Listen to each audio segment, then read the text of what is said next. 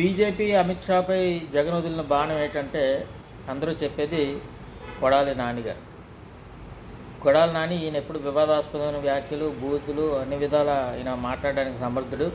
ఏమైనప్పటికీ కూడా ఎన్నాళ్ళు బీజేపీ గురించి వ్యాఖ్యానించడానికి అతను నోరు లేదా, ఎన్నాళ్ళు ఎందుకు మాట్లాడలేకపోయాడు.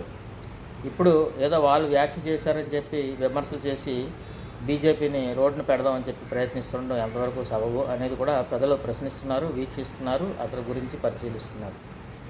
మరి అతను ఎప్పుడు కూడా సమయం సందర్భం చూసి ఎదుటివారిని విమర్శిస్తాడా, లేకపోతే వాస్తవాలను చెప్పడానికి ప్రయత్నిస్తాడా అనేది అందరికీ కూడా స్పష్టమైందన్నమాట. ఈ ప్రకారం ఇన్నాళ్ళు బీజేపీ గురించి ఒక్క విషయం కూడా మాట్లాడడానికి ముందుకు రాలేదంటే జగన్మోహన్ రెడ్డి ఆశీస్సులే ఉన్నాయా, లేకపోతే జగన్మోహన్ రెడ్డి గారే కోరుండి నాని ద్వారా ఈ రకమైనటువంటి వ్యాఖ్యలు చేయించారనేది కూడా ప్రజల్లోకి అర్థం కావడం లేదు.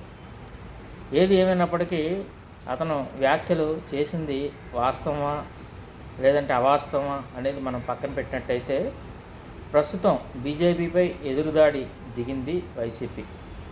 రాష్ట్రంలో అవసరమైతే బీజేపీని పూర్తి స్థాయిలో విమర్శిస్తూ బీజేపీని, టీడీపీని అసలు కలిస్తే ఇంకా దాని మీద ప్రచ్ఛన్న యుద్ధం చేయడానికి కూడా సిద్ధంగా ఉన్నట్టుగా స్పష్టం అవుతుంది.